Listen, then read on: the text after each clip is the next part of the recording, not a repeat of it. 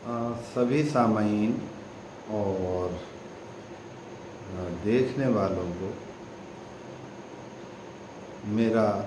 आदाब और नेक ख्वाहिशात।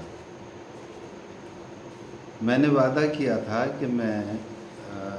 फ़न तिब से मुताल्लिक़ हिकमत और पेशाए तबावत से ताल्लुक़ रखने वाले तमाम स्टूडेंट्स के रूबरू आकर उनसे चंद साथ तिब के मौजू पर गुफ्तगू करूँगा। तो अज़ीज़ों, ये बात काबिल गौर है कि इस फ़न की इब्तदा हालांकि इस क़ल्बियूस से अव्वल से मानी जाती है और हम लोग उसकी पूरी तारीख़ पढ़ते हैं। बड़े बड़े नामवर तबीब जिसमें 8 ऊपर के गुज़रने के बाद में 9वें नंबर पर तकरीबन जालिनूस का नाम आता है। जालिनूस के बाद आने वाले और तमाम तबीब यानी बुक़रात हैं जो पहले गुज़रे, और उससे पहले जो बड़े बड़े नाम हैं, अरस्तू हैं, सुकरात हैं। तो इन तमाम तबीबों में जो बात एक कॉमन देखने को मिलती है कि इन सभी का अक़ीदा जो था वो एक ऐसी पावर पर, एक ऐसे खुदा पर, एक ऐसे गॉड पर समझ में आता है कि जिसे वो कारसाज मानते हैं पूरी कायनात का, और हमारे बदन इंसानी में होने वाले तग़य्युरात के लिए वो किसी इंसानी अम्र या इंसानी फ़ेल को नहीं ख़ास करके मुतहर्रिक मानते या मुहर्रिक मानते, बल्कि ये समझ में आता है कि ये तमाम एक ऐसी अनजानी क़ुव्वत है जिसने हमारे बदन के निज़ाम को, हमारी अखलाक को मुज्तमा भी रखा है और उनकी इनफरादियत भी बाकी रखी है। तो चूँकि मैं चाहता हूँ कि पहले इस वीडियो में अव्वली में फिर आप लोगों के व्यूज़ और आप लोगों की रहनुमाई जो है वो हमें आगे कहाँ तक लेके जाती है, इस सिलसिले में आपसे गुफ्तगू होती रहेगी जैसे मुमकिन होगा। बहरहाल इस वक्त तो मैं सिर्फ़ इतनी सी बात करना चाहता हूँ कि देखिए, जैसा शेखुर रईस बू अली इब्न सीना बुखारी 370 हिजरी से लेकर 428 हिजरी तक का वक्त जो उनका है, उन्होंने बहुत सारी किताबें लिखी और उसमें हमारे लिए बड़ी मोहतरम और मोहकम किताब अल क़ानून फ़िल तिब जो उनकी अल कैनन के नाम से निसाब में भी शामिल रही है कॉलेज ऑफ सर्जन्स लंदन में, जैसा कि तहरीर है और लोग बताते हैं असतज़ा से हमने दर्स हासिल किया है। उन्होंने अपनी रिसाला जूदिया जो सुल्तान महमूद गज़नवी के लिए उन्होंने तहरीर किया, जब इन्होंने उनसे दरख्वास्त की थी कि आप हमारी सेहत के मुतालिक कुछ हमें ऐसे इस्लाह फरमाइए, तो उन्होंने उसमें लिखा है कि जहाँ पहले हम्द बारी ताला और फिर हुज़ूर सरवर कायनात को सलाम करने के बाद उसके बाद लिखते हैं अम्मा बाद बदाई अज़ीज़ जमी अलथा अज़ बिस्यार खुर्दन बिस्यार खुफ्तन बिस्यार गुफ्तन बिस्यार मुजामियत बिस्यार पदीद आयत। तो आप चूँकि तिब के तालिब इल्म हैं, आप अच्छी तरह से इस जुमले का मफ़हूम समझते हैं कि बिल्कुल ज़ाहिर सी बात है कि तमाम तर बीमारियाँ ज़्यादा खाने, ज़्यादा सोने, ज़्यादा बोलने और ज़्यादा नफसानी ख्वाहिशात के तस्कीन के रवैयों को इख्तियार करने से पैदा होती हैं। अब रहा सवाल कि इन तमाम बीमारियों में ख़ासकर हमें पहचानने में बड़ी दुश्वारियाँ लाहक़ होती हैं उस वक्त के जब हमारी इब्तदा होती है ख़ासकर। तो जैसा कि इखलाक के एतबार से हम जानते हैं कि भाई खिलत दम है, खून है, और खिलत बलगम है, खिलत सफ़रा है, खिलत सौदा है। इन्हीं के तग़य्युर और तबद्दुल और इनमें पैदा होने वाली तब्दीलियों के बाद ही कुछ ना कुछ बीमारी की शक्ल में ज़हूर में आ जाता है। तो यहाँ तक कि तमहीद के बाद मैं अर्ज़ करता हूँ कि देखिए, खून है इसका अपना एक मिजाज है। सफरा बाइल, इसका अपना एक मिजाज है, और वो मिजाज आपने पढ़ा है, आप जानते हैं कि भाई इसका मिजाज क्या है। जैसे खून है कि गर्म तर है, और सफरा गर्म खुश्क है, बलगम सर्द तर है, और सौदा सर्द खुश्क है। इस जुमले के बाद अब हम आगे बढ़ते हैं कि खिलते दम से होने वाले तगय्युरात, अगर इनमें जोश आता है तो ख़ास करके क्या होता है कि बुशरे का रंग, चेहरे का, स्किन का रंग जो है वो सुर्खी मायल हो जाता है, और जम्हाइयाँ सी आती हैं, गुरूदगी तारी होती है, और जो इसकी अलामतें हैं कि भाई हम अंदाज़ा कर लेते हैं कि अब ये ब्लड से रिलेटेड कुछ ना कुछ इसमें सामने आने वाला है, जो बीमारी है। इसी तरह सफ़रा में है कि भाई सफ़रा में अलामतें तकरीबन ये होती हैं, लेकिन एक अहम चीज़ ये होती है कि सफ़रा में जहाँ दमवी मान लीजिए हिजान है, तो उसमें मुंह का मज़ा अक्सर शीरी होता है। लेकिन सफ़रा की एक मामूली सी बारीक पहचान ये है कि जब सफ़रा की शमूलियत होगी तो पहले तो बुशरे का रंग जो है वो तगय्युर हासिल करेगा, और उसके बाद ये ज़र्द रंग पे चला आएगा। और जब जर्दी इसमें ज़हूर में आएगी तो इसके साथ ही साथ जो सफ़रा की और अलामतें हैं कि खुश्की का आना ज़बान पर, और फ़र ज़बान पर पैदा होना, रंगत इसमें, और इसमें बर्निंग सेंसेशन से होते हैं। इसके अलावा एक अहम तरीन पहचान इसकी ये है कि मुंह का मज़ा तल्ख़ होता है। तलख़ी सफ़रा की शमूलियत से पैदा होती है। इसके बाद खिलते बलगम से अगर हम गुफ्तगू करें तो चूँकि ये सर्द तर है तो इसमें सर्दी की अलामतें दिखाई देती हैं, और ज़ाहिर सी बात है कि सर्दी की जो अलामतें हैं वह आपने पढ़ी भी हैं और आप मुताला करेंगे तमाम आपके उसूल तिब में और बाकी कुतुब में, अतिब्बा की तहक़ीक़ में ये सब ज़ाहिर हो जाता है। और खिलते बलगम में तगय्युर जो है वो एक वजह से नहीं है, जिस तरह से कि खिलते दम हैं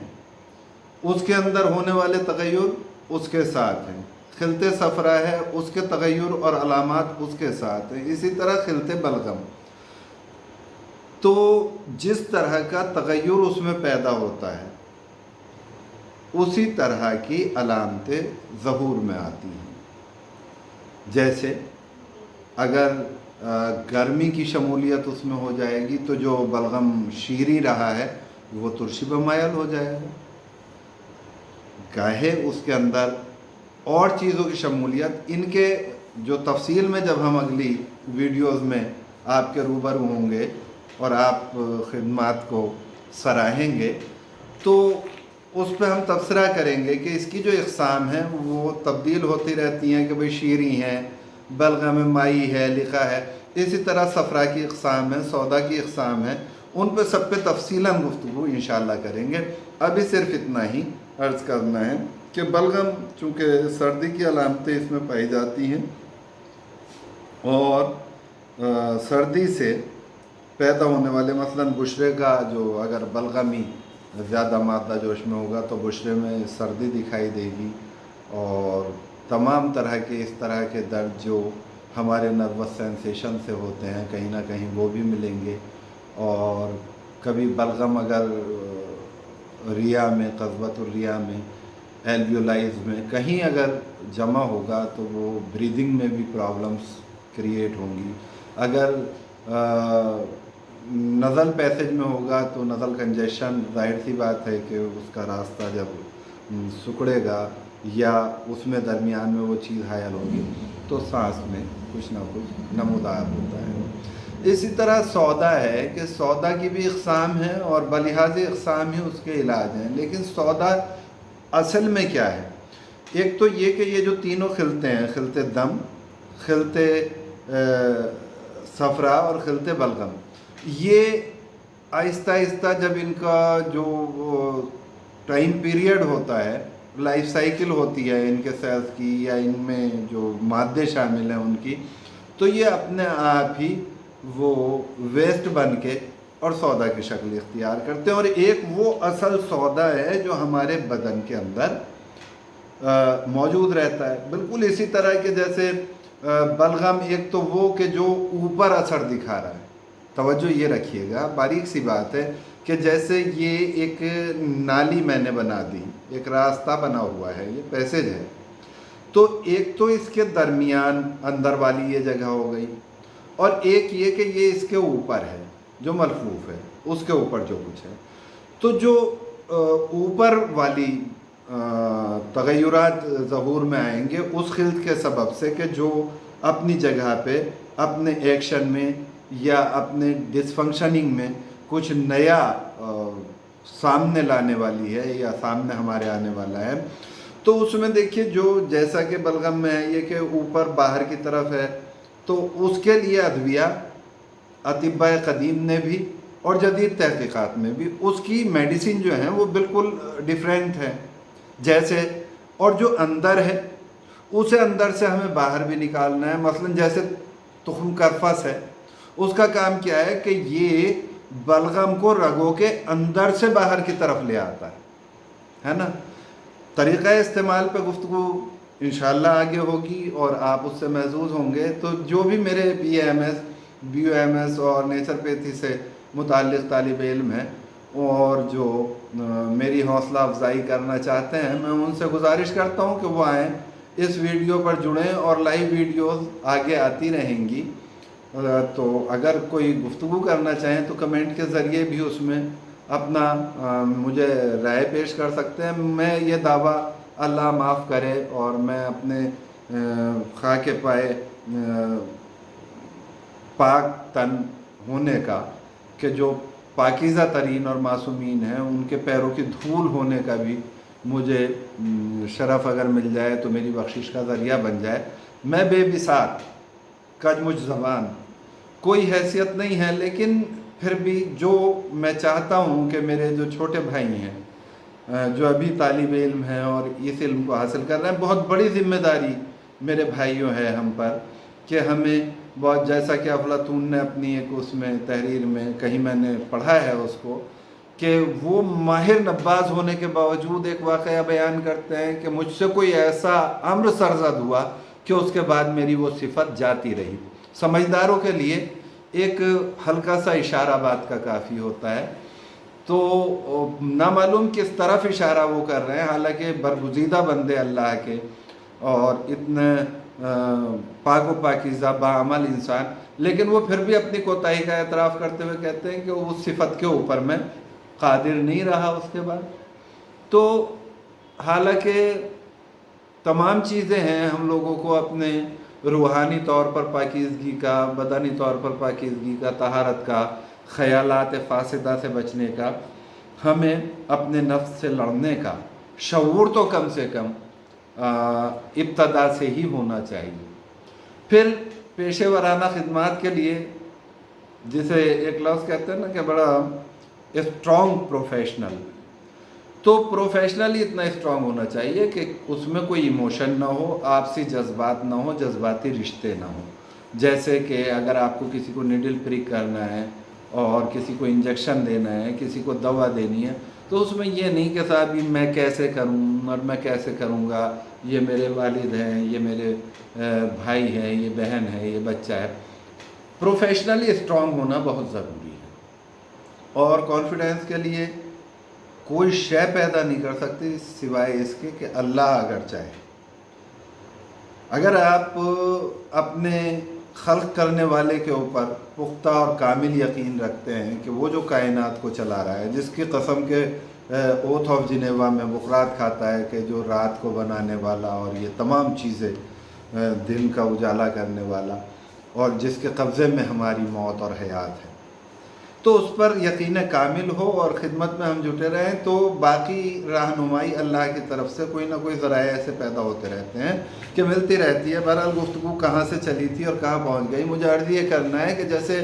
خلتے دم میں جوش آتا ہے، بس یہ میں اپنے بیان کو سمیٹتے ہوئے جو ادویہ